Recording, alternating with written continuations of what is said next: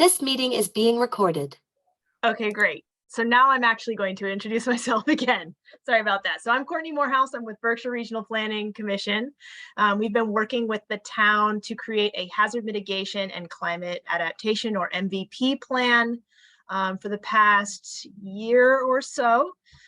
Probably a little bit beyond that, but I've been actively involved for the past year. And we've been working with a core team of folks who have been really great, diligently pulling together risks, vulnerabilities, strengths, etc. So I'm going to give a little bit of an update as to where we are at in the planning process. And with me tonight is Justin Gilmore. He's also from Berkshire Regional Planning Commission. He was at the first listening session and the workshops, which we'll talk about a little bit. So the agenda tonight, get this here. Oh, there always has to be a technical difficulty. There we go. Everybody sees the agenda? Yep. Okay, Yes. perfect. Great. So the agenda tonight, we're going to go over where we're at in the process, a little bit about the hazard mitigation and municipal vulnerability preparedness planning, so that you have, if you haven't showed up to these events before, this will give you an update as to what those can do for you and some of the grants that it makes the town of Cheshire eligible for.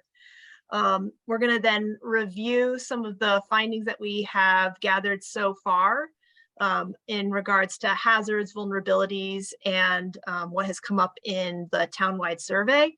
Then we're going to present some of the actions and solutions that the team has come up with already and that stakeholders have come up with during a workshop process. And then also during this tonight, we're also going to have a listening session portion. So there'll be a moment to vote for your top priority hazards, but also vote for your top priority actions and hear any feedback that you have. So feel free to interrupt me. There'll be, if you have any sort of immediate questions, but there will be times I'll be stopping throughout the presentation to ask for questions or feedback, etc. So, first, just got to get used to the delay. There we go. So a combined hazard mitigation and municipal vulnerability preparedness plan. What does it mean? So hazard mitigation really is two different programs, and MVP is another program. So hazard mitigation is run through FEMA and by proxy of our local emergency management agency, which is Massachusetts Emergency Management Agency, MEMA. And the whole focus of that is to really reduce the loss of life and damage to property by mitigating the impacts of hazards. So it's a little bit different than emergency planning, which looks at how can we prepare for the emergency happening and be able to manage it as it's happening. Instead, this looks at how can we prepare ahead of the emergency to make sure that the impacts are less when we actually have an emergency or a hazard happening. It's a little bit of a nuance, but we'll get into sort of how it plays out later on when we talk about the grants. The Municipal Vulnerability Preparedness Program is a state program, and everybody calls it MVP, different than Most Valuable Player, although I think they are, trying to become that in the state's grants world. It's run by the Massachusetts Executive Office of Energy and Environmental Agency. Is that right? Environmental Affairs. Thank you. Environmental Affairs. This is why I have Justin around to sort of help me with my government acronyms. And this really is a program that is focused around climate adaptation and resiliency. So how do we adapt to our changing environment, and how do we adapt to hazards as they become worse due to climate-related changes? So these two plans sort of obviously overlap quite a bit. So in Cheshire, we're doing a combined hazard mitigation and climate adaptation plan, which then will make you eligible for both pots of funding. So this is the planning process so far. We start by looking at regional, state, national data and getting it as fine-grained as we can to Cheshire. We specifically look at natural hazards and then climate-related data, and then sort of what that is projected out to in the future. We then pair that and supplement that with local impacts. So we do a public survey, we do local interviews with stakeholders and town officials, and we do focus workshops. We also look at past newspaper articles so that we're getting as close to the most localized data as possible to see what it is that Cheshire has already been through and what it might go through, and what it's already starting to see in terms of the impacts of these hazards and changing weather patterns. In that workshop, we then also look at local solutions to the problems that we've been noticing. So this really culminates into action projects, which we can then go for grant funding with.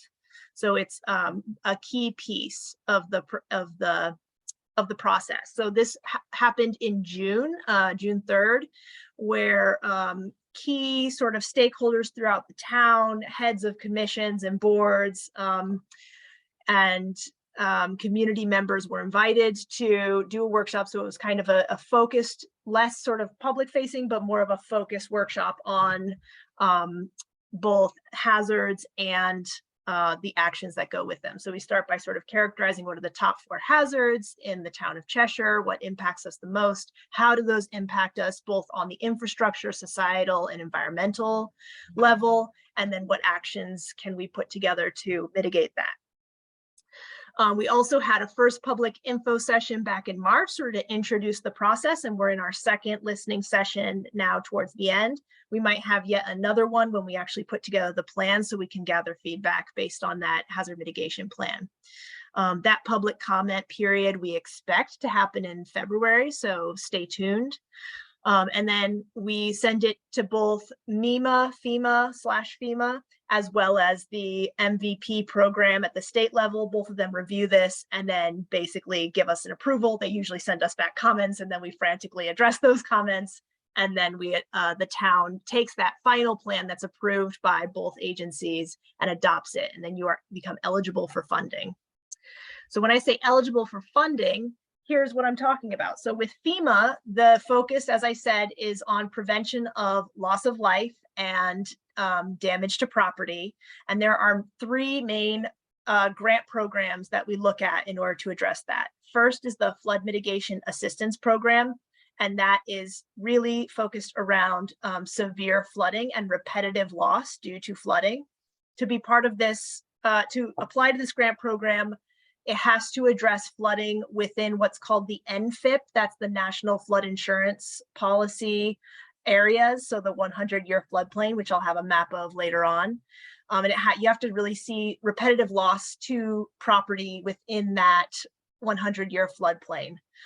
And the grants are typically, what I've seen, they've then been used for is elevation and acquisition of homes. So relocating folks outside that, you're really trying to either elevate the homes above that flood level so that they no longer flood, or you're acquiring land and relocating folks in extreme circumstances, right? The second grant program is called Building Resilient Infrastructure and Communities, or BRIC. This, for those of you who have been in the hazard mitigation space for a while, used to be called pre-disaster mitigation grants. Now they've designed a new acronym for us, but they've also added planning and capacity building as part of this grant. So that's pretty key if we wanted to do more studies or more planning type actions out of this process. That would be sort of a good grant to go for when it comes to FEMA grants, sorry.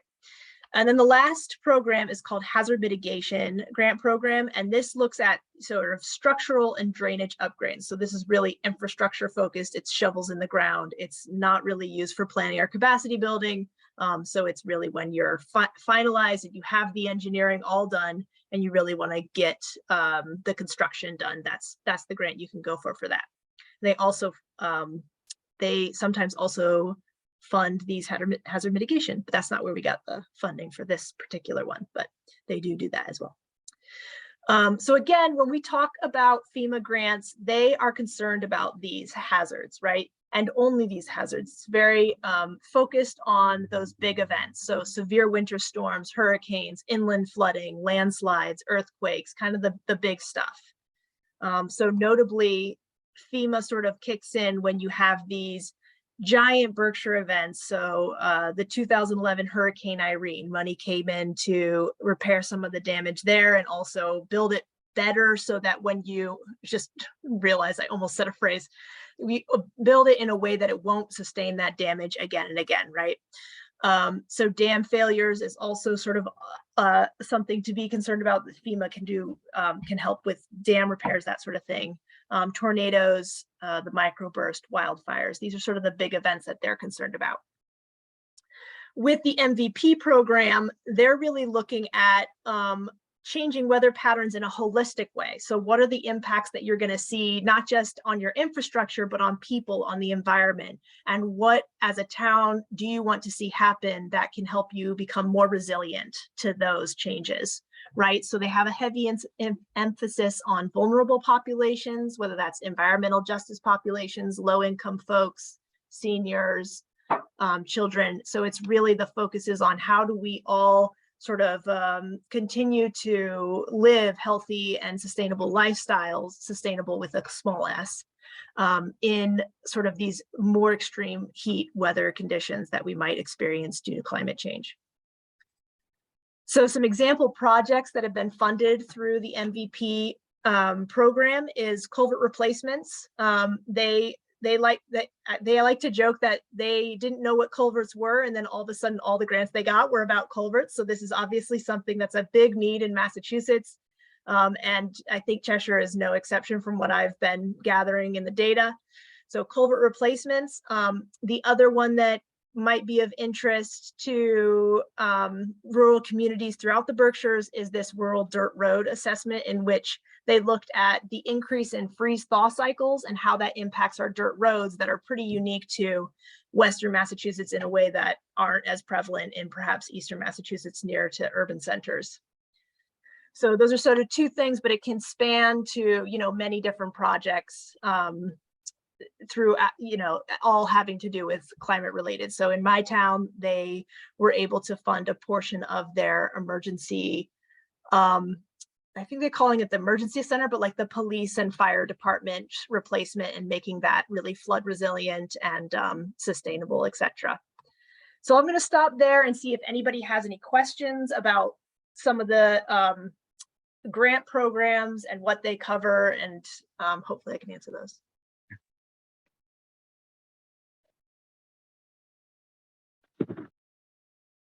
All right.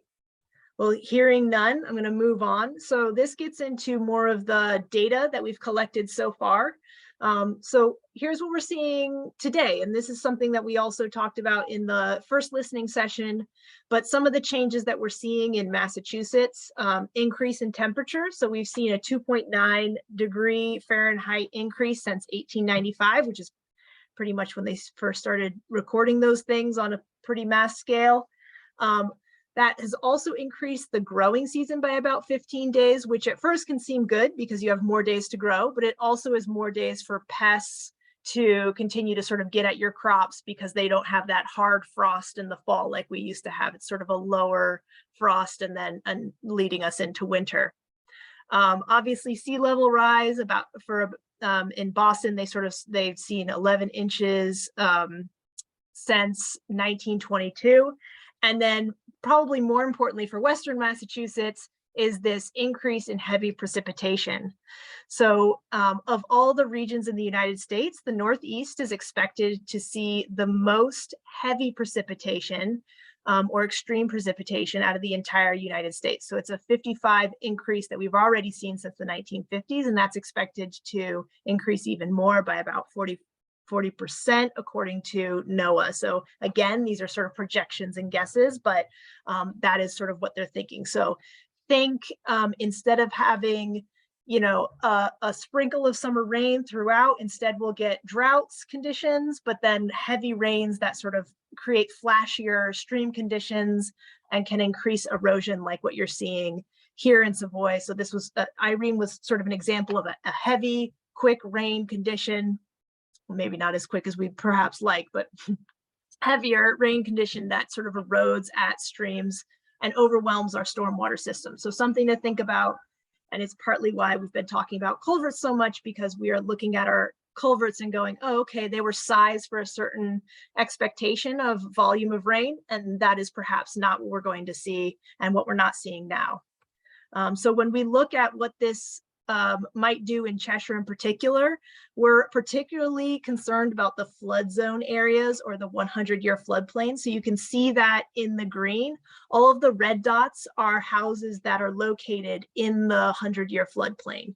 Now, these maps were created in the 1980s and they have not been updated since then or been updated to current, or even future flood conditions. So this is something to really look for is, these houses that are already sort of at threat for flood in these heavier rain events, do they continue to be at threat, and what do we do and how do we sort of respond to those flooding conditions? So this is another picture, this one in Cheshire of Main Street during Hurricane Irene, which obviously is just upstream of a lot of infrastructure and townhomes and that sort of thing. So.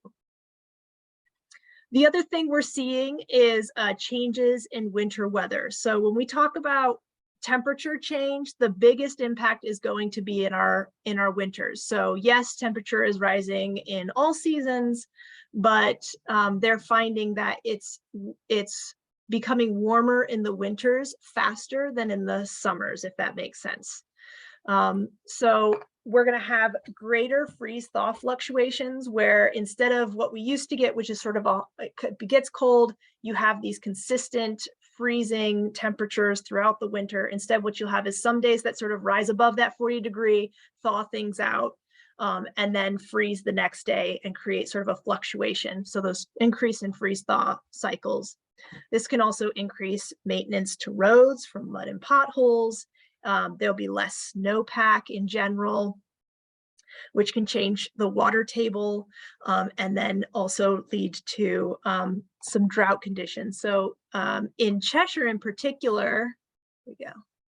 Keep going. I sort of had a small picture of this, but some of the areas that we're thinking about in particular, not just the dirt roads, but in Cheshire, Kitchen Brook, which tends to freeze over, and then when it thaws, it hits that Route 8 corridor, and you either have to break it up or somehow remove that. And that north-south corridor can often, it sounds like it happens about once a year, that there's this freeze-thaw moment with Kitchen Brook that causes the Route 8 to really get clogged and have these giant icebergs,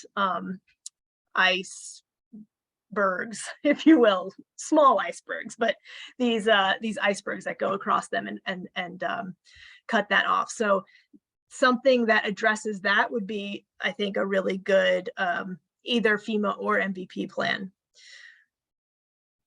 Just seeing if there's anything else. Okay. The other thing that we think about when we think about changing winter patterns is actually drought in the summer and the spring. So because we're getting less snowpack and some of it's melting off during the winter, we're going to have more precipitation in the form of rain, which doesn't infiltrate as well because it doesn't have this slow melting release into our groundwaters. So one of the things we think about is, how are our wells that are a little bit more shallow, how are they able to have that consistent water supply? And if not, how do we sort of make sure that we have enough water for our residents? This also impacts farmers, since they often rely on water to keep their farms going. It impacts the ability, the risk to wildfire. So with higher drought conditions, you have a lot more kindling, and that can create larger wildfires. And in your more remote areas, this can be a particular emergency challenge as you try to sort of access those more remote areas. When it comes to environmental resources, it sort of drought can impact our environment two ways. One, it can reduce those habitats that are reliant on water or on the excess of water. So for example, vernal pools, which really rely on a heavy spring rain and percolation and groundwater in the spring. Those drying out sooner can create less of those microhabitats there, lower river conditions impacting fish and making rivers more warm. But then also in our lake systems, it can create the risk of cyanobacteria or algal blooms, which then release toxins, which are not great for humans as well as dogs. It can make you sick and create a public health problem. So then in addition to that, you have sort of climate and changing weather patterns impact on the pests in our, that we normally, well, I have somebody coming home, the pests in our, that create vector-borne illnesses. So ticks and mosquitoes tend to die off with a hard frost. So if we're not getting that consistent hard frost and that die off, you can have these shoulder seasons that last a little bit longer and increase the risk of ticks and mosquitoes and therefore vector-borne illnesses. So this has been the mapping exercise that we've done through all the interviews, and I apologize if it's a little bit hard to see, but we've been mapping all of the concerns and impacts through hazards that we've through interviews. So we've looked at all the culverts of concern, where we've seen flooding or where you all have seen flooding, beaver activity, erosion, ice jams, basically anything that is of concern to the town of Cheshire. We've tried to locate where it is on this map and make sure that it's noted, and then we can sort of create our plan based on those and target exactly where we want those projects to happen. And then in addition to this, we issued a survey and got responses from all over Cheshire. So this is not exact locations. Nobody gave us their exact address, but these are sort of approximate locations to give you an idea of who responded and from where. So we got a pretty good spread. We got about 94 responses, which is a pretty good response rate. For the most part, we got online responses, but there were some paper responses that we got in through town hall and the library. And what did people say? So the first question we really asked is, what hazards are you most concerned about? And the number one by far was road flooding, and it was also people's first choice. So that's clearly a concern for them, followed by storms, which is pretty related, and then winter weather and dam failure. So these are sort of the big ones that we focused on when we started to look at how we're going to create solutions. When we asked people, why are you concerned about this? The biggest thing folks said was that they were worried about loss or damage to their property, loss of electricity, and then injury or loss of life. So kind of related to becoming isolated, but more on the loss of their property. We also sort of had some responses that told us exactly where these things were happening. Notch Road, Windsor Road, Main Street came up. So these are areas that we also looked at mapping as well and had follow-up conversations about. Where people think there are areas at most risk. Obviously, this sort of tracked with what we were saying before, but roads, bridges, dams, so a lot of flooding around rivers and the infrastructure nearby rivers.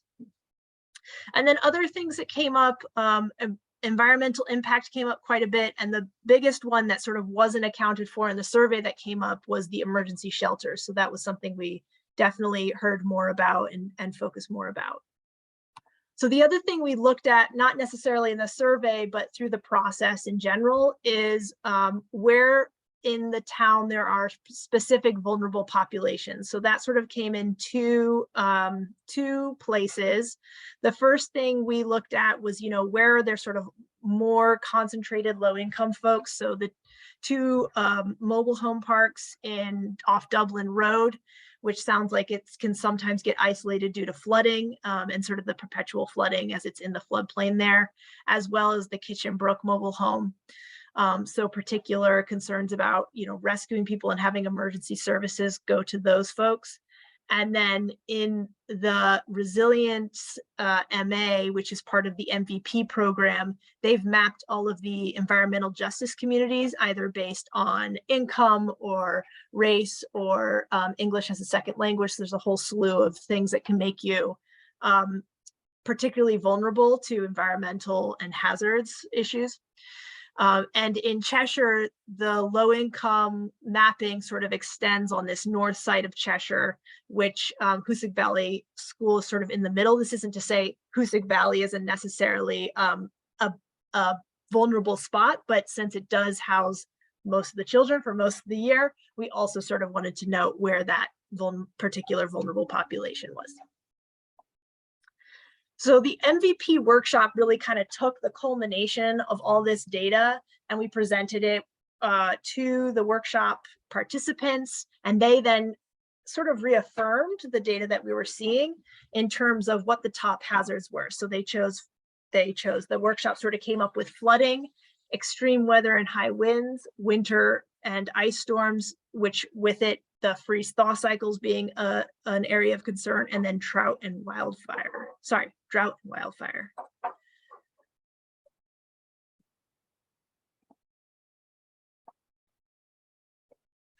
And then when we talked about categories of concern, so what particularly about those concerns, what particularly about those hazards are concerning, we had sort of 4 distinct things come up. One was the emergency preparedness, our ability to respond to these hazards, road infrastructure and undersized culverts being sort of a part of that, the dam infrastructure, and in particular the relationship that Cheshire has with DCR around maintenance of that dam and the needs of that dam, and then also the health of Lake Hoosick, and that having to do with invasives, but also cyanobacteria and nutrients. So now it's your turn. We are sort of asking you to go through the same process as we did in the workshop. And given these 4, what would be your top concern? So Justin's going to launch a poll, and if you could vote, that will give us a little more data. We did this in our last public listening session as well. So we'll get sort of a sense from folks.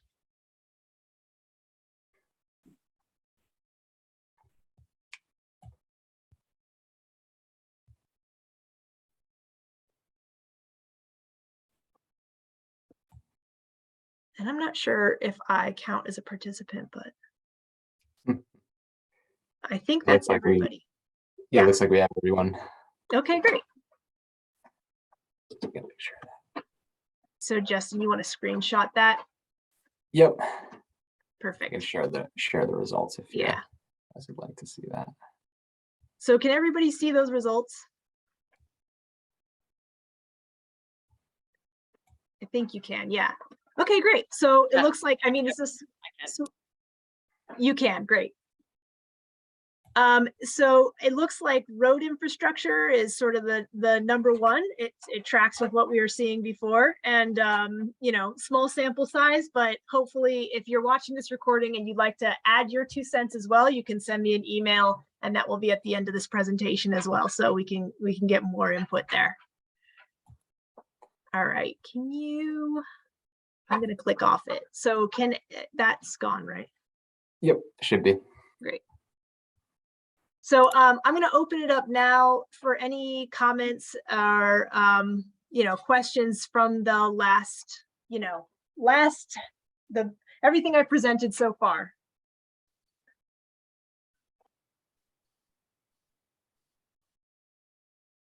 All right.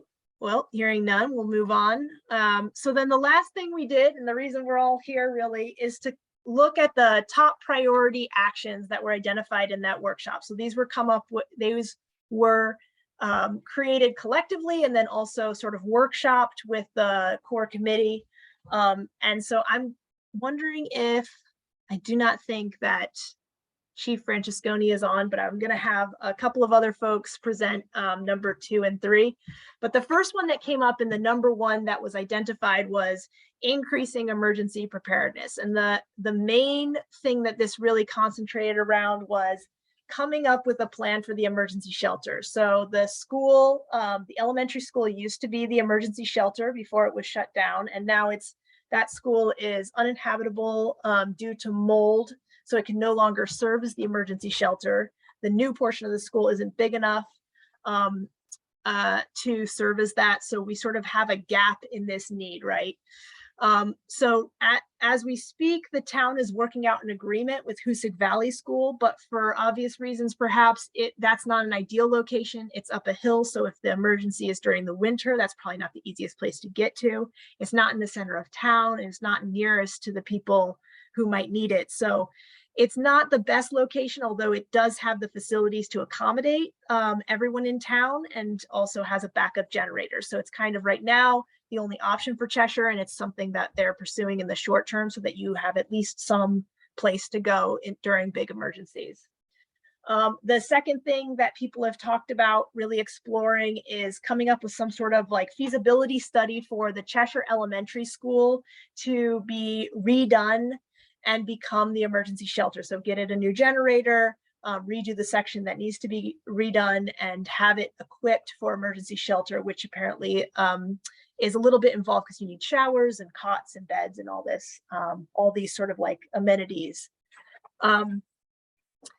Then explore backup shelters. So it was in the workshop, we also talked about, you know, if the school is not, if the Hoosick Valley School isn't the appropriate place and we can't get the elementary school up and running again as an emergency shelter, the third option is to look at, you know, where else in town could we have backup shelters in case of emergency. So that might be some of the churches, getting backup generators for the churches and making sure that they are equipped with cots and that sort of thing to serve as emergency shelters if needed. And then the other large piece of emergency preparedness was around increasing the retention and recruitment of emergency personnel. It sounds like Cheshire has a pretty good running junior emergency and fire department recruitment in the high school. So beefing that up, but also really just trying to get more folks committed to the volunteer fire department force, and really being able to increase the number of folks who are able to respond in Cheshire. Because right now it's an all volunteer force. We rely on Cheshire relies on Adams, what's it called? Ambulance to respond to a lot of their calls. So next I'm gonna have Bob Navin, the highway superintendent, talk about the culverts and bridges study that it was the second action proposed. Oh, one of the things you mentioned earlier, I just wanted to touch on quick, was the culvert sizes, what was anticipated years ago and what it is now. That's only part of it. If you ever look around at some of the culverts, some of them are just old boiler tubes and stuff that were thrown in. Anticipation of the flow had nothing to do with it sometimes. It was what they had and they just threw in there. So a lot of those are failing because they've been in the ground for so many years. They were old pipes to begin with. So that just adds to it, and they weren't big enough to begin with, let alone now with higher flows. So I just thought of that when you were talking about it. One of the big things, the town is pretty actively working with Berkshire Regional Planning with the capital improvement plan. That's going to come into play a lot with a lot of the culverts in town and some of the other issues that need to be done for the infrastructure. Very limited on funds as we sit now. Years ago, you know, I mentioned this before, it's, you know, the $10,000–$15,000 to change out a culvert in a road is not even remotely. I can't even get them engineered for under $40–$50,000, which they all have to be now. They have to be open bottom culverts for regulations and stuff like that. So, you know, to get a culvert changed out, you're $250,000 usually minimum. So it's, you know, it's not realistic that we can just go start changing culverts and we're all good in, you know, a matter of time. There's a long process, a very expensive process. The funds are limited. This opens up so many doors where we can start working and get other funds to help with that. You know, some of the specific areas in the past, you know, you talked about the ice storms. There's areas that I have to monitor when there is ice because they can be issues. This past winter, Notch Road, I was there with the machine breaking ice to try and keep it from going under the bridge there. So, and you know, the pictures from Route 8 in the past. So the infrastructure is a huge deal. The culverts and bridges, all that is in the works, but it's a slow process and it's an expensive process. So, you know, I don't know what else I could say on it, but that kind of sums it up a little bit. Yeah, that's great. So this study would basically look at, take the capital improvement plan, also look at other areas in town and really kind of create a comprehensive, here's what our priority list is, here's the funding that we need to go after, and then hopefully also fund some of those designs as well as we go through that. So that's sort of the second action. And then the third is to address dam issues, in particular when it comes to the relationship with Mass DER. So I'll have Lisanne, head of the Prudential Committee, to speak to that a little bit more. Yeah, the dam has a bunch of agencies that are involved in it, the DCR, and then it's actually owned by DCAM. And a group of volunteers are the ones in charge of monitoring it. And, you know, we've gotten the dam inspections done and things that are supposed to be taken care of and are not being taken care of, routine maintenance. And we're concerned about the safety of the dam and the management of the dam, and just getting everybody to the table to talk. We started that, we just started that, but we'd like to continue and put some guidelines into place. And, you know, the safety issues that go along with that, you know, monitoring the levels, and we're doing it with a stick now and have been, so, you know, some proper monitoring devices. And regular maintenance and more people involved instead of it all, you know, relying on one person. And then an emergency system. We don't have an emergency system. And the dam has, for many agencies, been classified as a low risk when in fact it is high risk. And so we're hoping that that classification gets updated across the board. I mean, it has been a high risk for some time, so I don't know when that low risk, how that made it into its classification, but that's not what's on any of the dam safety reports. And, you know, the culverts coming in and out of the water for the lake, that kind of ties into this too, but I'm not sure that's our issue. Yeah. So, you know, keep coming up with a comprehensive plan to address the dam, and also bringing, working with the entities that are responsible and part of that stakeholder group, DCAM, DCR, also dam safety, in that as well. So now it's your term once again. This is a voting opportunity. So we'd love to hear what, if you were to vote on the town going after grant funding, which of these three would you want the town to really tackle first? Not that you have to choose only just one, but if you were to say, this is the first one I want tackled, what would that be?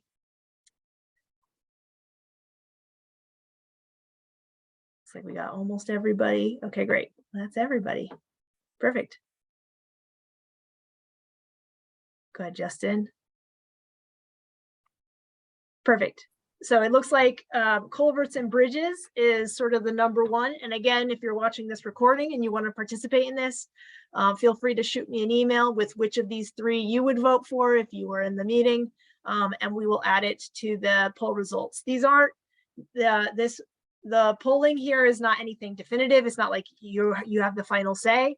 But it helps inform us as to what direction we want to take the hazard mitigation plan and the MVP plan, and helps the town sort of prioritize what actions are most popular amongst the residents and community members. So thank you so much for that. And then that's it. We'd love to hear your thoughts on any of these actions and input if you have any. And so this is your time to really get in touch, talk on the mic. If you'd like to email me your thoughts, my email address is cmorehouse@berkshireplanning.org.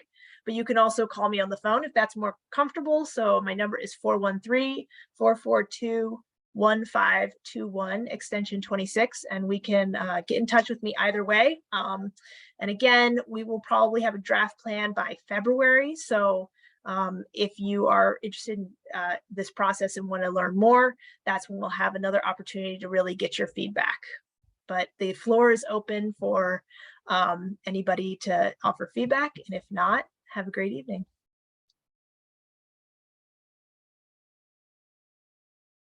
I just want to say thank you for all your hard work on all of this. It's been